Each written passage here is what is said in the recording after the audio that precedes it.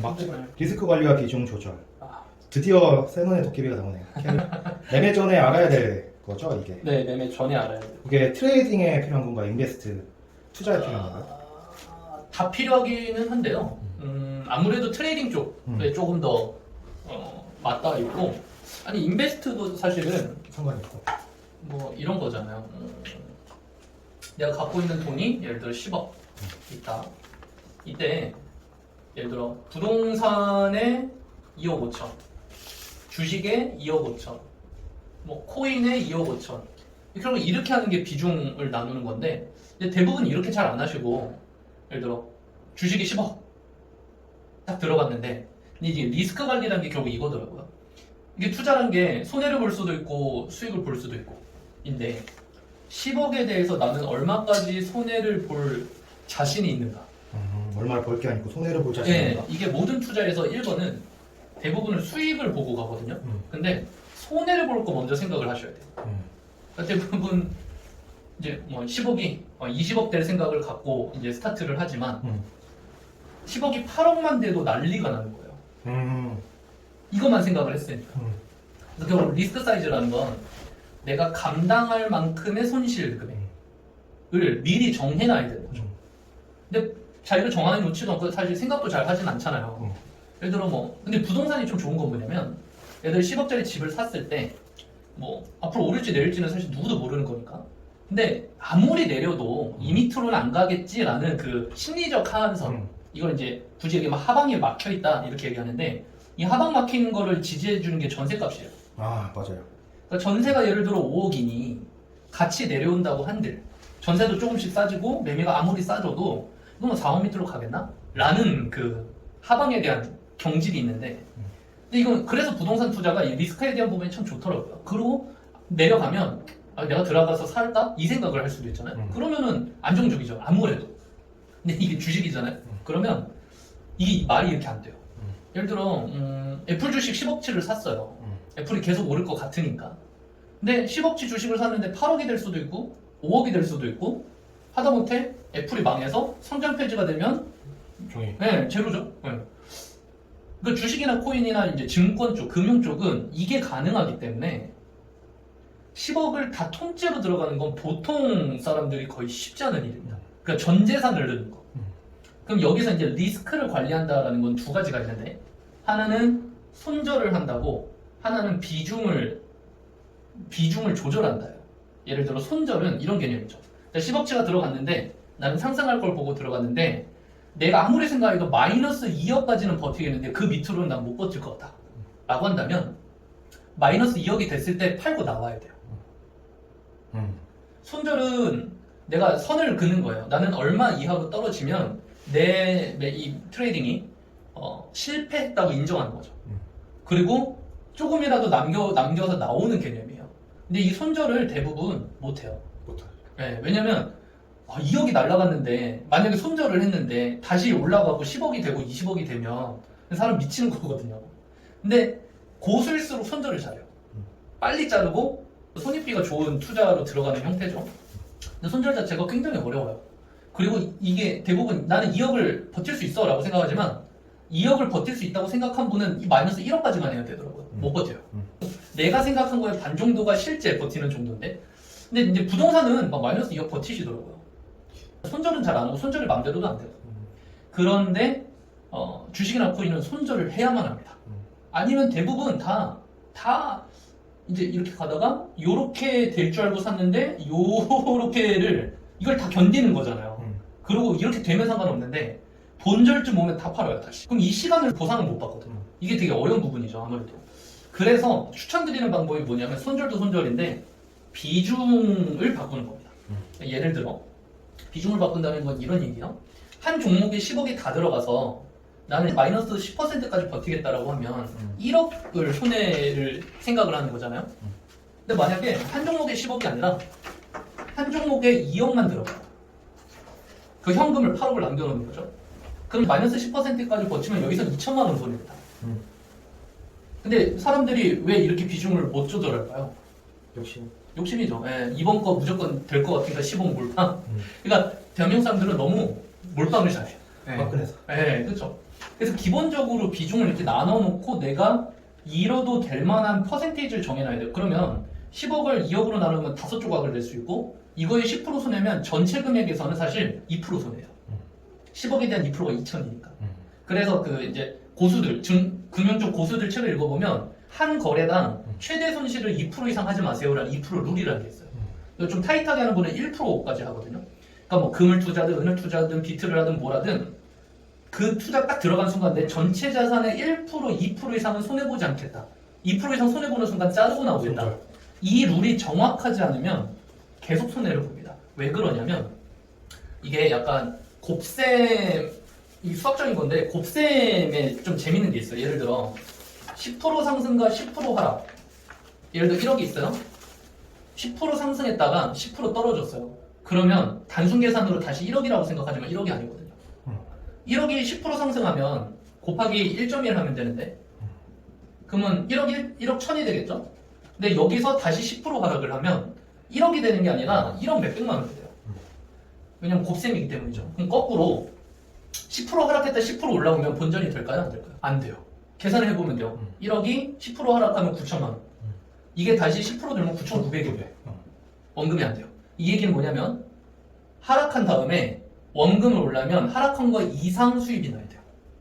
예를 들어 이거 50%로 볼까요? 50%가 날라갔어요. 그럼 본전을 찾으려면 어떻게 해야 될까? 1억이 50% 하락했습니다. 그럼 5천만 원 되죠? 5천만 원이 다시 1억 되려면요 100% 상승해야 돼요. 50% 상승하는 게 아니라. 그러니 본전 이상 되려면 2배 이상 수익률이 필요해요. 그러면 50% 될 때까지 기다리면 안 됩니다. 여기까지 가면 안 되는 거예요. 적게 잃고 많이 얻어야 되는데 이게 손익비 개념이잖아요. 근데 대부분 사람들이 10% 잃고 10% 다시 얻으면 본전 되는 줄 알지만 본전이 안 나옵니다. 50% 잃고 다시 본전 되려면 2배 수익률이 필요해요. 그렇기 때문에 마이너스 10%, 마이너스 20%, 마이너스 30%, 마이너스 40% 중에 마이너스 20%까지 가면 안 돼요. 그럼 본전을 올라면 30%, 40% 수익이 필요해요. 본전 찾기가 더 어려워집니다. 그러니 일반적인 투자에서 손절을 빨리 하는 사람이 수입이 날 수밖에 없는 프로세스가 이런 부분들이에요. 근데 대부분의 한국 사람, 특히 투자를 배우지 않고 하는 분들은요, 처음에는 단타로 들어가요. 그래서 마이너스 2% 되면 끊고 나오겠다 하지만 마이너스 5% 보고 10% 보고 20% 보면 비자발적 장기 투자자가 돼서 계속 갖고 있거나 아니면 물을 계속 타요. 사실 물타기도 스킬을 잘 잡고 하면 괜찮은데 물타기도 계획이 있는 물타기를 해야 되는데 계획이 없던 물타기를 하니까 문제가 되거든요. 그렇기 때문에 이게 이제 차트 보면서 하면 좋긴 한데 내가 괜히 좋아하는 자리가 왔어요. 그러면 매수를 누르기 전에 지금 사는 가격, 내가 손절할 가격, 예를 들어 난 5% 떨어지면 손절할 거야. 그리고 내가 원하는 수익 10%면 난 반은 익절한다. 네, 그럼 손익비가 2죠? 1대 2니까 좋은 거래예요. 네. 이렇게 정해놓고 매수를 눌러야 돼요. 근데 대부분 그렇지 않죠. 주변이 샀다고 하면 사고 오르는 거 사고 이런 형태인데 이걸 먼저 계산해야 됩니다. 마이너스 언제 나는 팔 것인가. 그리고 여기서 한 단계 더 들어가면 제가 예를 들어 자금이 1,000만 원이 있어요. 근데 우리 아까 룰 정했잖아요. 나는 어떤 거래에서든 2%까지만 내 자산을 잃을 거다. 근데 여기 손절선이 5%대예요. 그럼 1,000만 원을 그대로 넣으면 5% 떨어지면 50만 원 손해잖아요. 그럼 내가 정말 룰을 벗어나는 겁니다. 그럼 이럴 땐 어떻게 해야 될까요? 계산이 좀 복잡하지만 적게 넣으면 돼요. 400만 원만 넣습니다. 그럼 5% 떨어지면 20만 원 잃거든요. 그러면 이거의 2%죠? 이렇게 투자를 해야 돼요. 이 말 이해가세요? 아니요. 이게 되게 어려운 개념이에요. 예를 들어 이렇게 해볼까요? 그냥 자기가 원칙을 정하는 거예요. 나는 어떤 트레이딩을 하든지 내 전체 자산의 5%만 잃겠다. 한 번마다 결정을 했어요. 네. 왜냐면 사실 2에서 5% 정도면요 수익 좀만 내면 원법을 할 수 있거든요. 근데 이번에 제가 들어가고 싶은 자리가 손해를 보면 5%고 이익을 보면 10% 정도를 예상하는 자리예요. 그러면 1,000만 원 그대로 들어가면 됩니다. 그러면 딱 5%만 잃을 거니까. 근데 만약에 여기가 더 잃을 자리. 네, 손절이 10%짜리예요. 이 정도까지 내려오면 이건 제가 전략 실패. 대신 이런 자리는 손익이 크죠. 20%를 노리고 들어가는 자리예요. 아무튼 손익비는 괜찮으니까. 그럼 이때는 얼마를 투자해야 될까요? 적게 투자해. 네, 500만 원만 투자해야 돼요. 그러면 10% 50만 원 마이너스잖아요. 그러면 전체 자산이 5% 마이너스니까. 그 기준을 딱 잡아. 그렇죠. 비중, 이 베팅의 금액을 조절하는 거.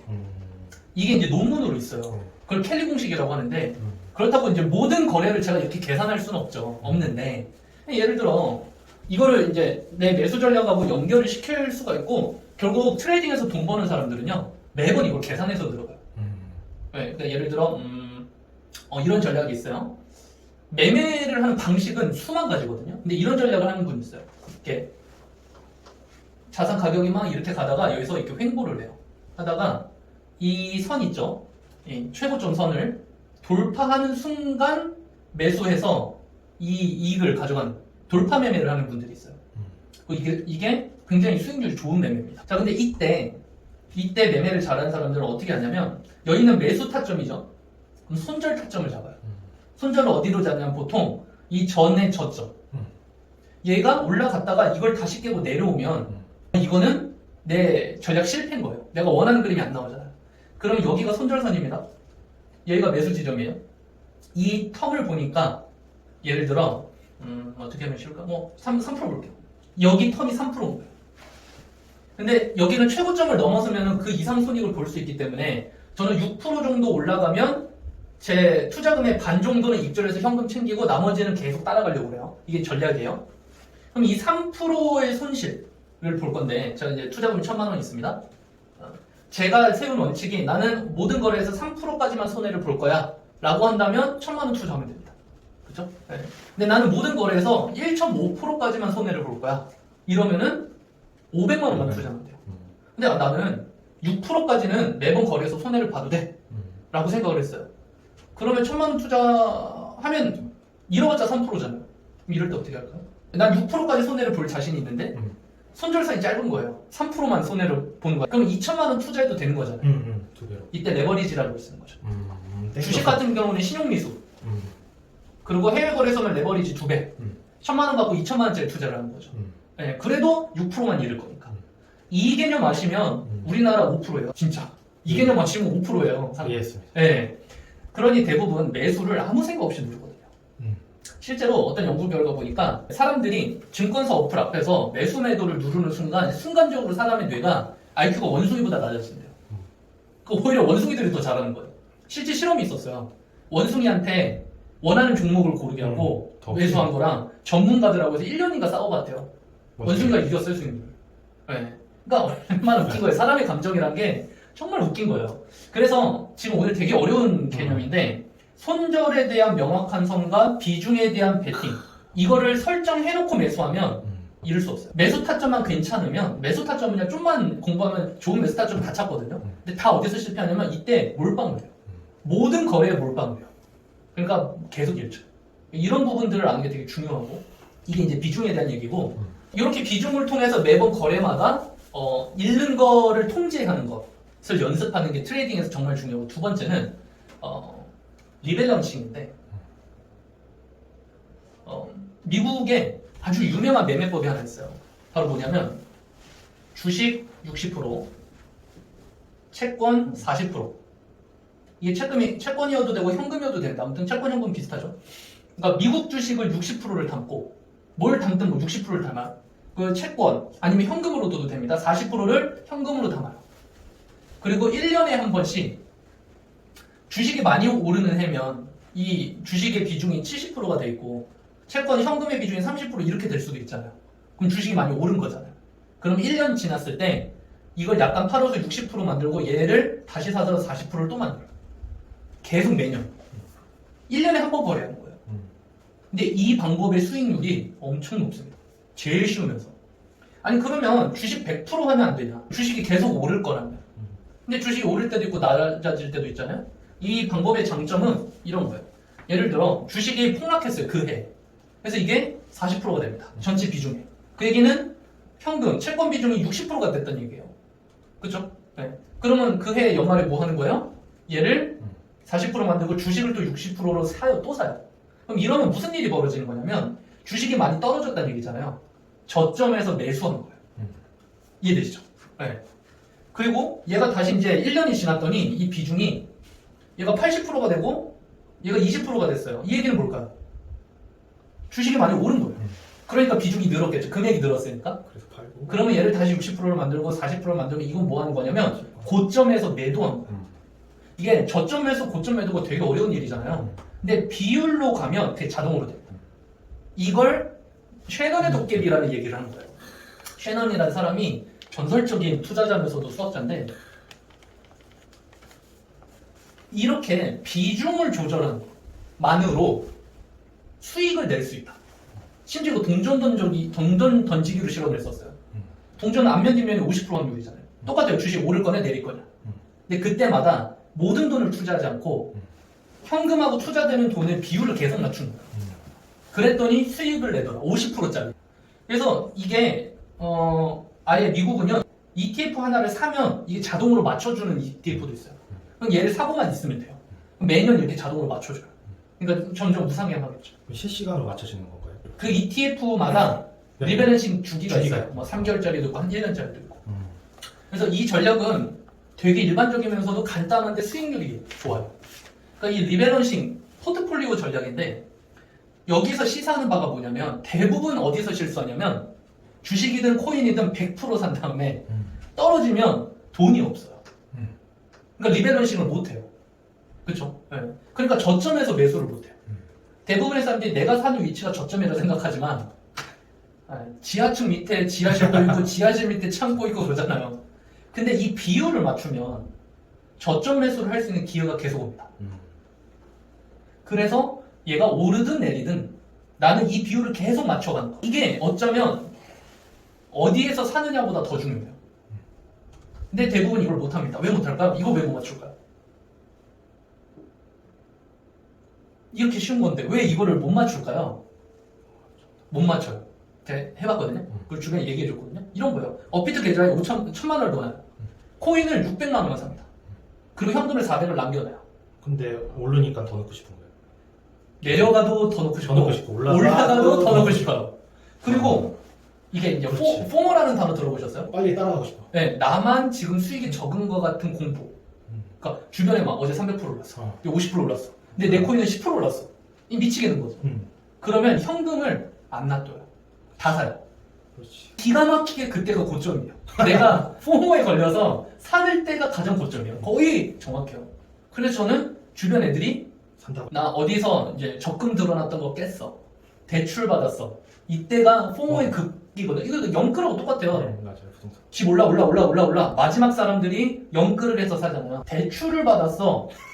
주식을 한다. 네. 어. 이때가 나와야 되는 시점이다. 그럼. 근데 알아도 그렇게 못해. 사람의 감정이라는 게 그렇게 간단한 게 아니라서 이걸 귀신같이 기계적으로 맞추지 않는 한 다 폼을 휩싸여갖고 자기도 모르게 거기서 매수 버튼 누르고 있죠. 이걸 기계적으로 맞춰주면 아주 좋고 아니면 자기를 극한으로 컨트롤하는 분들은 이걸 맞춥니다. 그러니까 고수들이 절대 몰빵을 안 해요. 절대 몰빵 안 해요. 최후에도 현금을 남겨요. 현금도 결국 종목 중에 하나라는 거죠.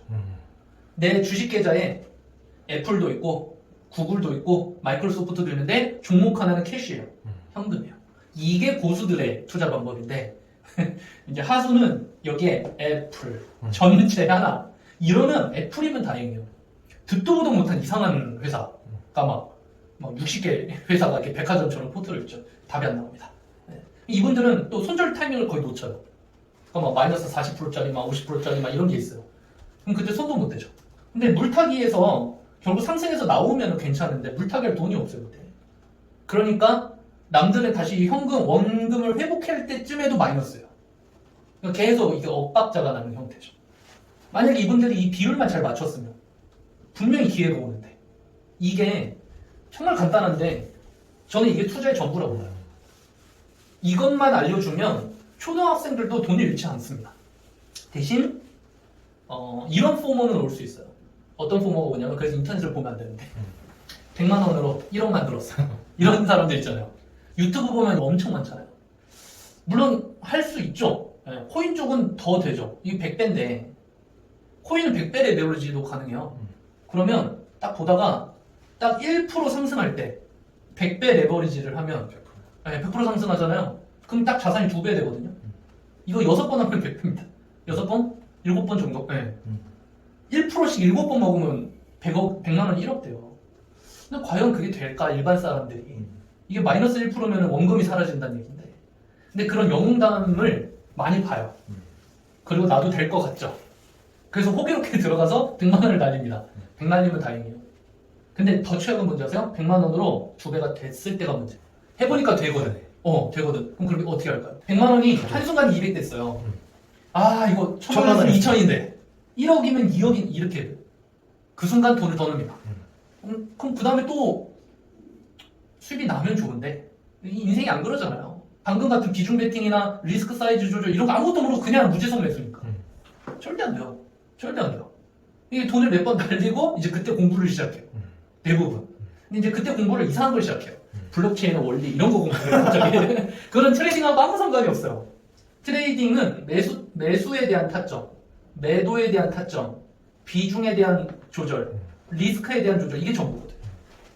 그리고 저는 이걸 최고수까지 될 때까지 너무너무 힘드니까 이걸 프로그램한테 맡겨서 자동으로 하자고 결정했을 뿐인 건데 잘하는 분들도 많아요. 이게 되면 뭐 100만 원 1억 만드는 거 그들 입장에서 한 달 만에 되는 일들이니까. 근데 저는 특별하지 않다고 저를 생각을 했고 이 4가지 기술을 다 터득하려면 10년 걸리겠다 생각을 해서 프로그램에 맡겨놓고 나는 사업으로 돈을 더 벌자. 이게 제 전략인 거죠. 그래서 리스크 사이즈에 대한 부분하고 비중에 대한 조절. 이게 오히려 좁은 자리에서 살고 높은 자리에서 파는 것보다 더 중요하다. 이것만 강해줘도 저는 몇 배 받아도 된다고 생각할 정도죠. 근데 이거를 알려줘도 대부분 못해요. 너무 어렵기보단 감정을 이겨야 되기 때문에. 감정을. 여기까지 준비가 되고 나서야 뭘 배워야 되냐면 어디서 사고 어디서 파는가. 매수와 매도에 대한 타점을 그 다음에 배워야 되는데 대부분 다 매수 매도 타점을 먼저 배워요.